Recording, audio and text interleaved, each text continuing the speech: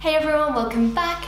I'm sorry this foundation is already launched. I wanted to talk to you guys about it as quickly as possible, but I also wanted to be able to give you a proper review, not just a first impressions review. I wanted to try it a few different times with a few different application techniques, different days, different primers, all of that stuff. So it is a little bit delayed, but I feel like it's going to be a big one. I've heard a lot of people talking about it, but a lot of people have oily skin. So that's why I really wanted to review it for you guys.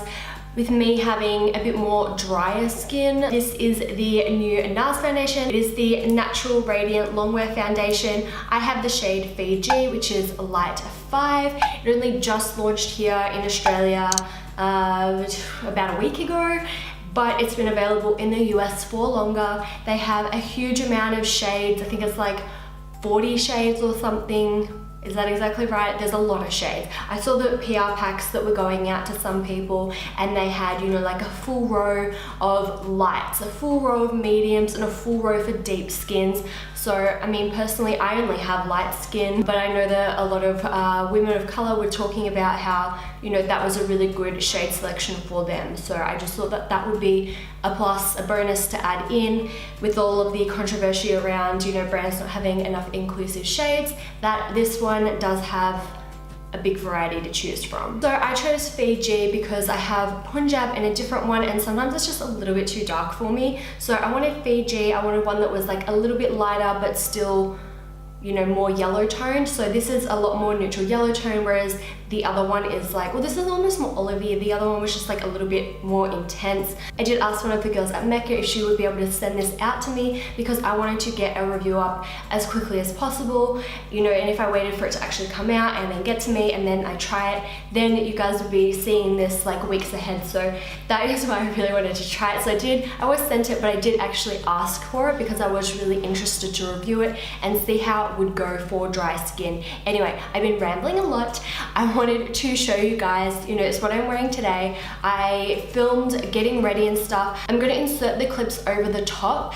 Keep in mind, I turned the ring light really down, so it's a little bit dull looking for these, but you know, the good lighting is designed to make me look flawless. So I wanted to turn it down so you could see a bit more real life, exactly kind of how my skin looks before, during, after application, just to kind of make it, I don't know, it doesn't look as, you know, pretty and bright and everything, but you know, you guys can see my skin better, which I think is more important.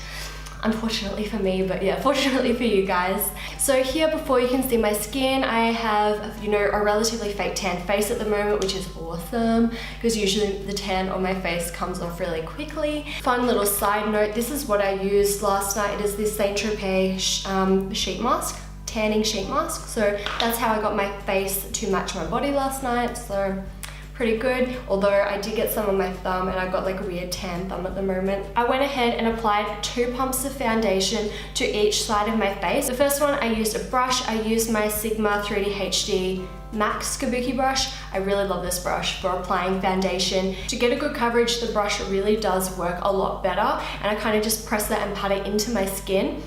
You can't tell the hugest difference here today because, as I mentioned just before, my face is, you know, pretty fake tanned, but in the past when I've been trying out this foundation and I need to build up, you know, an even yellow coverage over my face to match any tan on my body, I do find that the brush is definitely better for me. It makes it a lot more even. I don't have any of my white skin poking through in spots, whereas the sponge, sometimes I do need to go in with a little bit more product. So then you can see the difference, you know, how those 2 kind of pumps apply and look.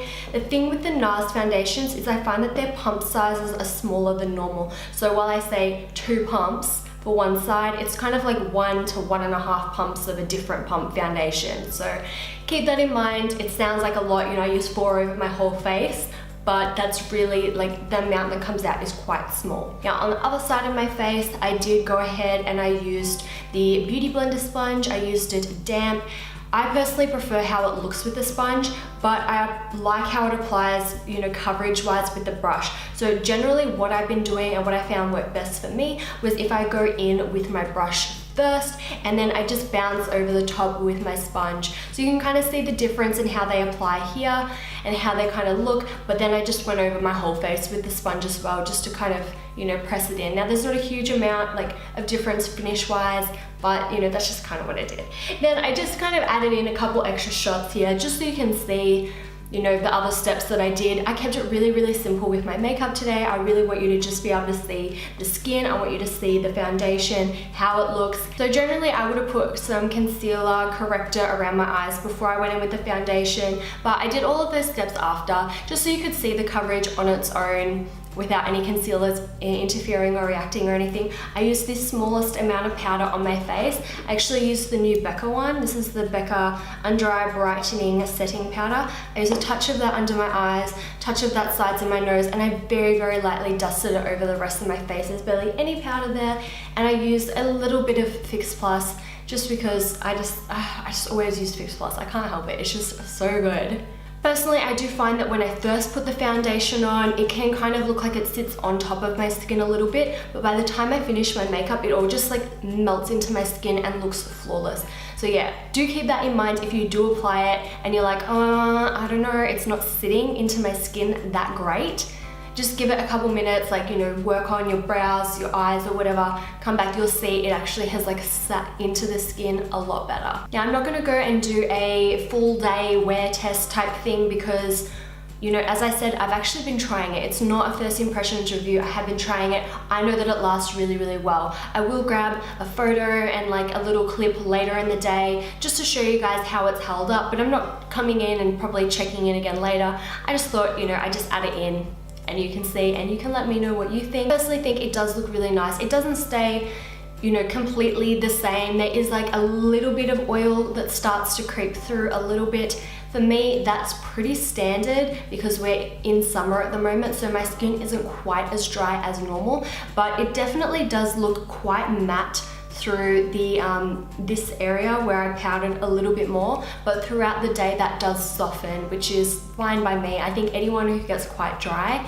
is generally pretty happy that, you know, if a little bit of oil comes through, you're like, oh wow, natural shine, lucky me. So I don't think that that's a big deal for anyone who has dry skin generally. Now the reviews that I've watched for this foundation have been more normal oily skins, pretty much more oily skins to be honest, but even oily skin people have found generally that it's worked well for them. I've seen a couple of thumbnails where it leads me to believe that maybe their experience didn't go that great, but you know, the ones that I watched were pretty good, and yeah, I didn't really see any other ones for dry skin. So yeah, that's all I really had to say today. I just kind of wanted to jump in, properly kind of tell you how it worked for me. You can see for yourself how it applies, and again, you can see later in the day with the clips that I inserted before, you know exactly how it looks after a few hours as well. So I hope you guys found that interesting. I hope you enjoyed it. Don't forget to thumbs up and subscribe.